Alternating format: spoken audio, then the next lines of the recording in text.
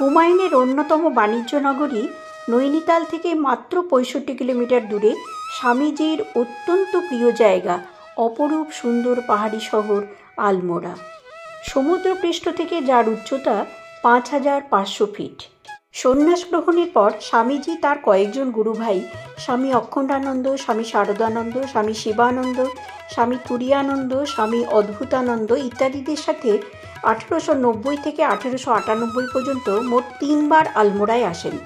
বিভিন্ন লেখায় পত্রপত্রিকায় বারবার উল্লেখ করেছেন আলমোড়ার প্রতি তার ভালোবাসার কথা। দ্বিতীয়বার 1897 সালে তিনি যখন এখানে আসেন তখন এখানে এক আশ্রম প্রতিষ্ঠার ইচ্ছার কথা তিনি প্রকাশ করেন। তার সেই স্বপ্নকে সার্থক করতেই স্বামী শিবানন্দ এবং স্বামী তুরীয়ানন্দ 1916 সালে এই রামকৃষ্ণ কুটির আশ্রমটি প্রতিষ্ঠা করেন। আজ এই ভিডিওতে পাহাড়ের কোলে শান্ত স্নিগ্ধ আলমোড়ার এই রামকৃষ্ণ কুটির আপনাদেরকে ঘুরিয়ে দেখাবো। চলুন তাহলে ভিডিওটা শুরু করা যাক। গুড মর্নিং ফ্রেন্ডস, আজ হচ্ছে 2রা জুন 2024। আমরা আলমোড়া এসে পৌঁছে গেছি। তা আমরা উঠেছি রামকৃষ্ণ কুটির। আলমোড়া স্বামীজির খুবই প্রিয় জায়গা ছিল। তো আলমোড়াতে ওনার অনেক কিছু স্মৃতিবিজড়িত অনেক কিছু আছে। তার মধ্যে এই রামকৃষ্ণ কুটিরটি রয়েছে। এখানে আমরা থাকবো, আপনাদের সাথে সমস্ত আশ্রমটি শেয়ার করব। এখানে যারা ভক্তরা এসে থাকেন এবং রামকৃষ্ণ ভাবাদর্শে ভাবিত অনেক ভক্তরাও এসে থাকেন। তা আমরাও থাকবো 2 দিন এখানে, সব আপনাদের সাথে শেয়ার করব। তাহলে চলুন এই আশ্রমটা প্রথমে আপনাদেরকে একটু ঘুরিয়ে দেখাই। আশ্রম, মন্দির সবই ঘুরিয়ে দেখাবো। তাহলে চলুন প্রথমে ওপর থেকে শুরু করি, যেখানে রাস্তার ধারেই হচ্ছে কিন্তু এই রামকৃষ্ণ কুটির বা বিবেকানন্দ কর্নার। এই মেন রোডের ওপরেই কিন্তু এই রামকৃষ্ণ কুটির। প্রথমেই দেখতে পাবেন আপনারা, এখানে ঢুকেই হচ্ছে library, Vivekananda book centre, Turiyananda library. এটা হচ্ছে লাইব্রেরিটা খোলার একটা সময় আছে। এই প্রথমে রাস্তার উপরে উঠেই কিন্তু এই লাইব্রেরিটা, তারপরে ওখান দিয়ে মূল গেট, যেখান দিয়ে আমি এখন ঢুকবো। এটা হচ্ছে লাইব্রেরি।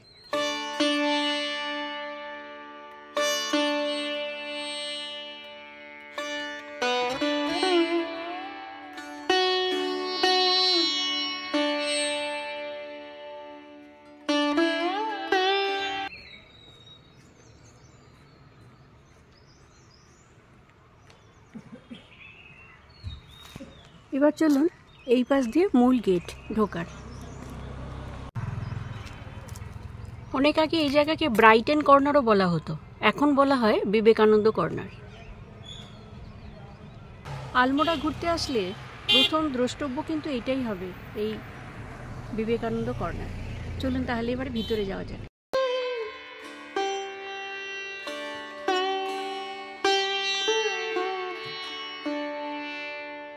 এখানে প্রথমে লেখা আছে তুরীয়ানন্দ দ্বার, রামকৃষ্ণ কুটির, আলমোড়া।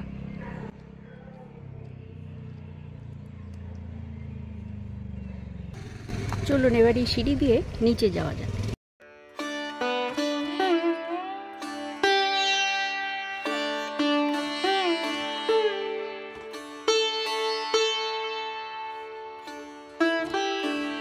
কর্নারে ঢুকে প্রথমেই আপনারা স্বামীজির এই মূর্তি দেখতে পাবেন।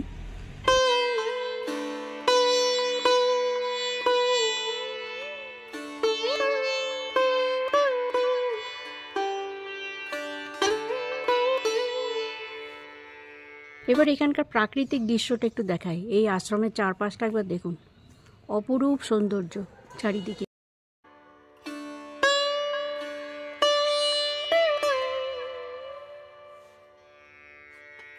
চারিদিকে রয়েছে পাহাড়।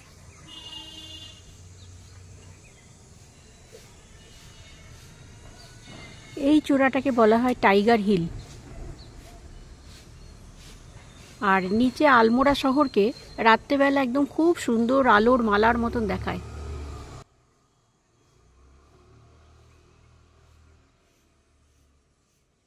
আর বিবেকানন্দ কর্নারটি দেখুন এইভাবে সাজানো রয়েছে। এখানে বসে ধ্যান করতে পারেন আপনারা। এখানে স্বামীজির মূর্তি, আর এইখানে রয়েছে বসার জন্য সিট। পাহাড়ের কোলে বসে এখানে মেডিটেশনও করা যায়।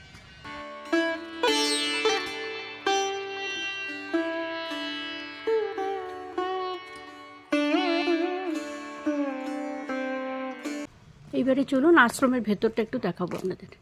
এইটা হচ্ছে তুরিয়ানন্দ লাইব্রেরির ওপরের অংশটা। এইখান দিয়ে ঢুকে এইটা হচ্ছে তুরিয়ানন্দ লাইব্রেরি, এই ওপরের অংশটা হচ্ছে লাইব্রেরি। আর নিচে রয়েছে কিছু ভক্ত আবাস, কিছু রুমস রয়েছে এখানে, যেখানে ভক্তরা এসে থাকতে পারে। এবারে চলুন আশ্রমের ভেতর দিকটা একটু দেখাই। ঢুকেই সামনে দুটি ঘর রয়েছে দোতলা। এইটা হচ্ছে এদের স্টাফ কোয়ার্টার, মানে এখানকার আশ্রমের কর্মচারীরা থাকেন। চলুন এবার নিচের দিকে যাওয়া যাক এই রাস্তা দিয়ে। এই স্টাফ কোয়ার্টারের পাশ দিয়ে এই নিচের দিকে রাস্তা চলে গেছে। এই রাস্তা ধরে আমরা যাব এই নিচের দিকে। চলুন যাওয়া যাক।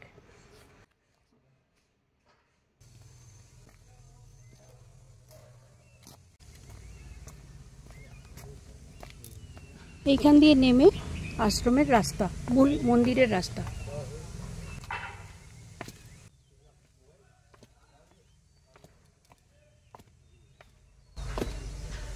এইটা দেখুন লেখা আছে শিবানন্দ দ্বার, রামকৃষ্ণ কুটির, আলমোড়া। এইখান দিয়ে যেতে হবে মূল মন্দিরের দিকে।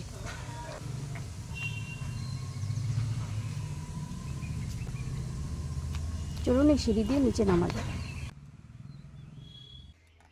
এই সিঁড়ি দিয়ে নেমেই প্রথমেই দেখতে পাবেন এখানে ভক্ত আবাস।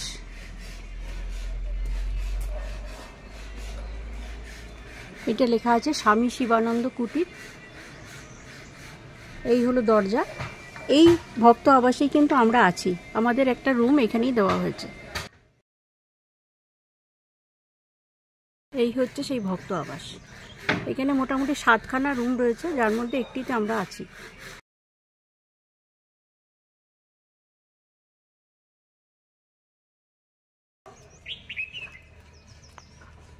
আশ্রমের চারপাশের পরিবেশটা দেখুন, মেঘের খেলা দেখুন একবার।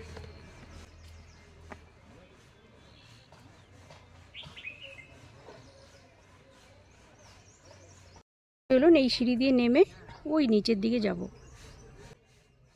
এখান থেকে আপনাদেরকে নিচটা একটু দেখাই। এইখানেও রয়েছে কিছু সাধু আবাস, যেখানে ঢোকা কিন্তু নিষেধ। আমি একটু উপর থেকে দেখালাম আপনাদেরকে। এবারে চলুন এই সিঁড়ি দিয়ে নিচে নেমে যাব। প্রথমে ঢুকেই আপনারা দেখতে পাচ্ছেন এইখানে একটি সাধু আবাস। এখানেও কিন্তু মহারাজরাই থাকেন। ওপর থেকে নিচ পর্যন্ত আশ্রমে যাওয়ার আঁকাবাঁকা পাহাড়ি রাস্তা পুরোটাই কিন্তু ফুলের গাছগাছালি দিয়ে সাজানো রয়েছে।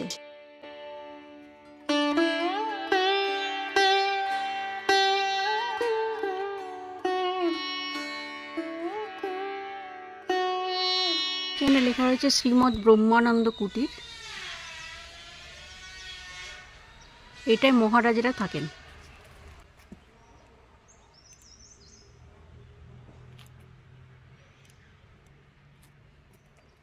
এবারে চলুন আরো এই দিক দিয়ে গিয়ে মন্দির। চারিদিকে পাখির কলকাকলি শুনতে পাবেন আশ্রমের চারপাশেই।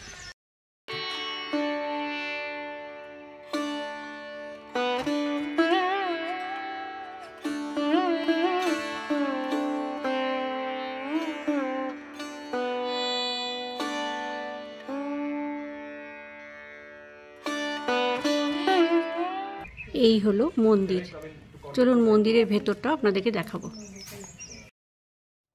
মন্দির খোলা থাকে সকাল 7টা থেকে 12টা এবং বিকেল 3:30 থেকে সন্ধ্যে 8:30 পর্যন্ত।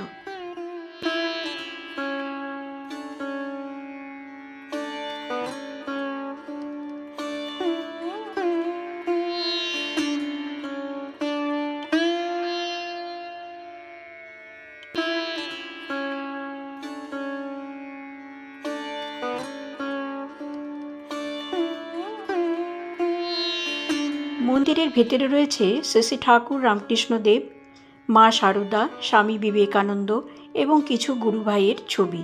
তাছাড়াও রয়েছে মা দুর্গার ছবি।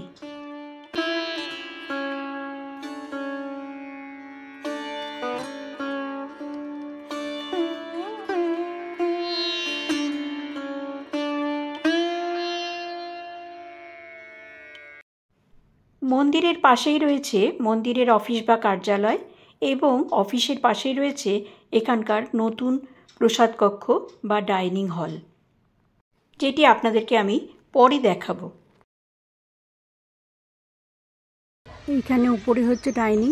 এই ডাইনিং থেকে এখানে নিচে নেমে এসে আরও বিল্ডিং হচ্ছে, প্রচুর বিল্ডিং হচ্ছে, এখনও রাস্তা তৈরি হচ্ছে। এইখান দিয়ে নেমে এসে এই সিঁড়ি দিয়ে নেমে আবার এইখানেও রয়েছে 2-3টে ভক্ত আবাস, গেস্ট হাউস। এরকম প্রচুর বিল্ডিং এখনো তৈরি হচ্ছে।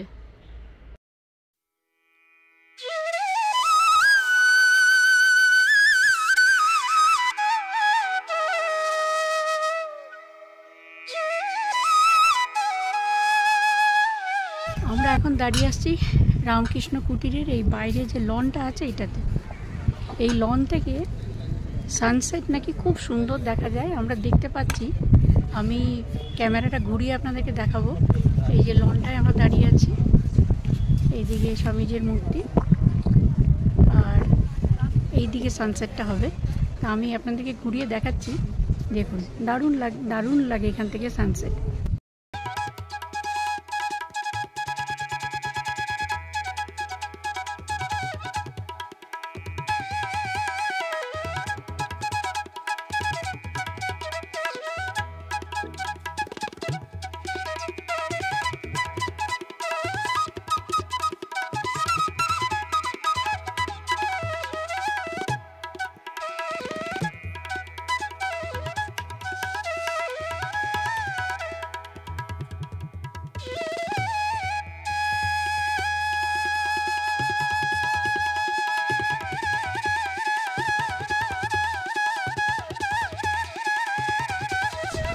সন্ধে 7:15 থেকে এখানে আরতি শুরু হয় মন্দিরে। চলুন, আরতিটা যদি ক্যামেরায় তুলতে পারি তাহলে অবশ্যই আপনাদেরকে দেখাবো। সানসেট দেখলাম, খুব সুন্দর লাগলো। চলুন আপনাদের সাথে এবারে আরতিটা শেয়ার করব, যদি আমি ক্যামেরা করতে পারি।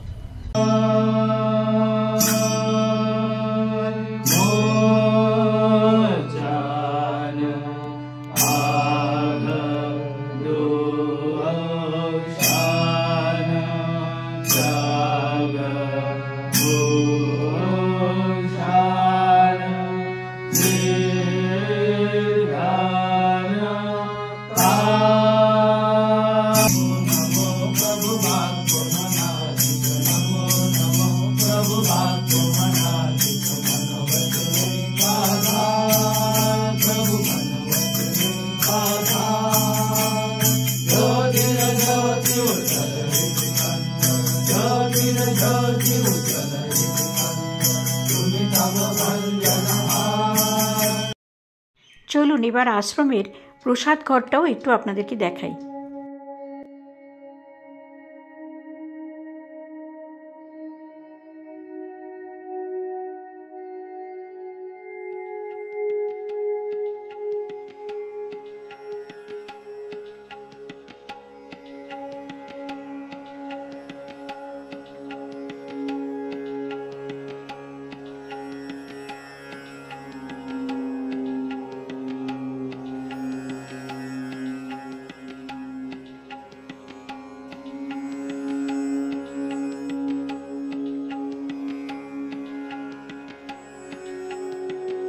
এখানে রাতের খাবারের সময় হলো রাত 9টা।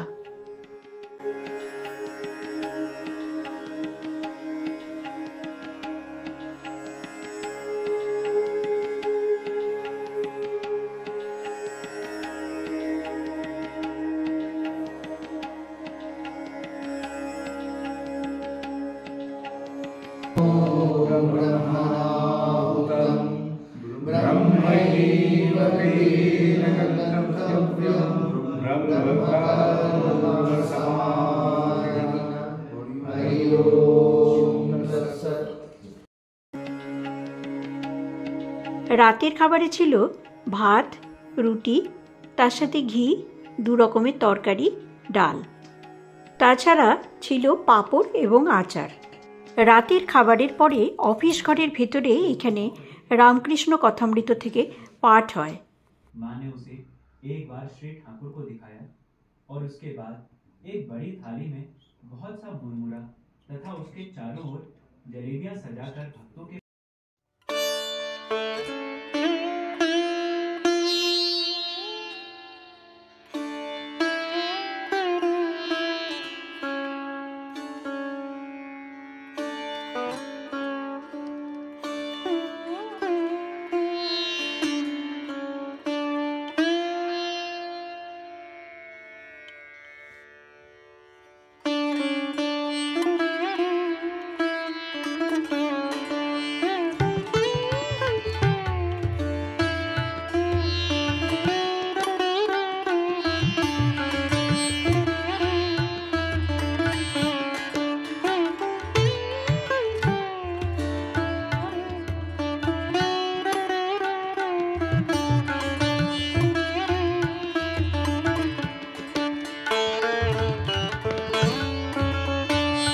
গুড মর্নিং ফ্রেন্ডস, আজ হচ্ছে 3রা জুন 2024।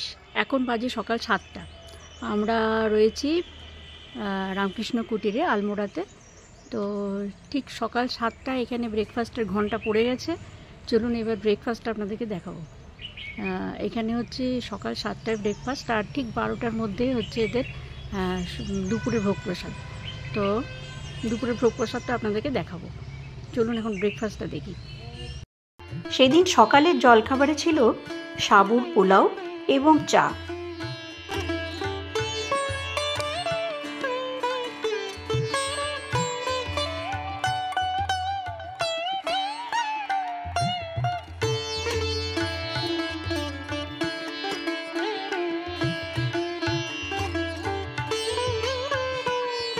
আজকে আমরা একটা ট্যুর করব, যেখানে আলমোড়া জানেন আপনারা স্বামীজির খুব প্রিয় জায়গা ছিল। তো এই আলমোড়াতে স্বামীজি যেখানে যেখানে গেছেন সেইটাই একটা ট্যুর হয় এখান থেকে। এখানকার যে মহারাজ আছেন উনি ব্যবস্থা করতে দিয়েছেন আমাদেরকে। তো সেই ট্যুরটা আজকে আমরা করব। আমাদের গাড়ি উনি বুক করে দিয়েছেন। আলমোড়াতে থাকাকালীন স্বামীজি যেখানে যেখানে গিয়েছিলেন, যেখানে যেখানে থেকেছিলেন, তার সেই স্মৃতিবিজড়িত জায়গাগুলো আমরা সেদিন ঘুরে দিয়েছিলাম। যদিও এই সব জায়গাগুলি আমি আপনাদের সাথে শেয়ার করব আমার পরের ভিডিওতে। এই ট্যুরটি 2টো ভাগে হয়। সকাল 8টা থেকে 12টা পর্যন্ত লাঞ্চের আগে এবং লাঞ্চের পরে আবার একবার 2 ভাগে এই ট্যুরটি করা হয়েছিল। চলুন, এখন বাজে ঠিক 12টা। আমরা দুপুরের প্রসাদের জন্য যাচ্ছি। দুপুরের প্রসাদে কী কী আছে চলুন আপনাদেরকে দেখাবো। আমরা এক রাউন্ড ট্যুর করে এলাম, আবার যাব। তো মাঝখানে প্রসাদ নিতে এসেছি আবার এই রামকৃষ্ণ কুটিরেই।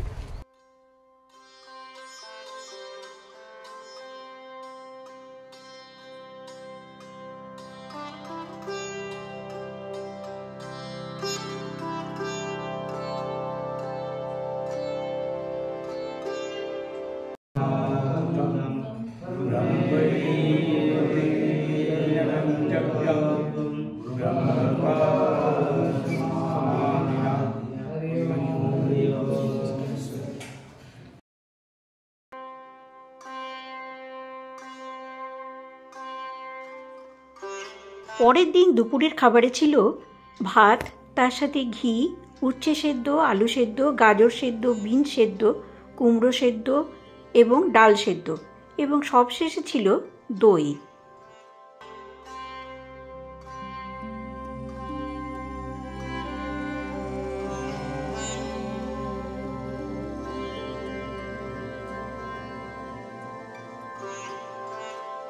দুপুরের খাবারের পরে 2:30 থেকে প্রায় 6টা পর্যন্ত আমরা আরও কিছু জায়গা ঘুরে নিয়েছিলাম। সেটাও শেয়ার করব আপনাদের সাথে আমি আমার পরের ভিডিওতে।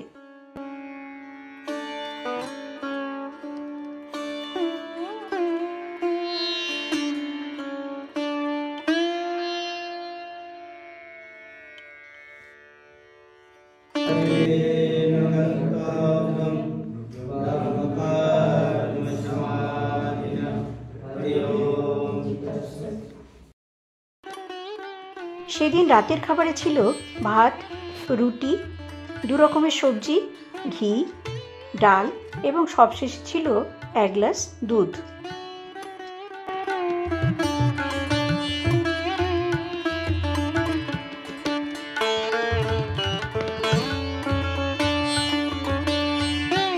পরের দিনের জলখাবারে ছিল ভেজ স্যান্ডউইচ, সস এবং তার সাথে অবশ্যই চা। তাহলে বন্ধুরা, এই রামকৃষ্ণ কুটির আপনাদেরকে আমি ঘুরিয়ে দেখালাম। এখানকার মন্দির, এখানকার প্রসাদ ঘর সবই আপনাদেরকে দেখালাম। আপনাদের কেমন লাগলো আমাকে অবশ্যই কমেন্ট করে জানাবেন। আর যারা আলমোড়া ঘুরতে আসবেন তারা কিন্তু অবশ্যই এটা কখনো মিস করবেন না। খুব সুন্দর জায়গা, পারলে 1 দিন কি 2 দিন থাকবেন, খুব ভালো লাগবে। মেডিটেশনের পক্ষেও খুব সুন্দর জায়গা এটা। তাহলে অবশ্যই কমেন্ট করে জানাবেন। আর যদি ভিডিওটা ভালো লাগে অবশ্যই একটা লাইক করবেন, আর চ্যানেলটা সাবস্ক্রাইব করে বেল আইকনটা ক্লিক করে রাখবেন। তাহলে এইরকম নতুন নতুন জায়গার ভিডিও নোটিফিকেশন আপনার কাছে সরাসরি পৌঁছে যাবে। ভালো থাকুন, সুস্থ থাকুন।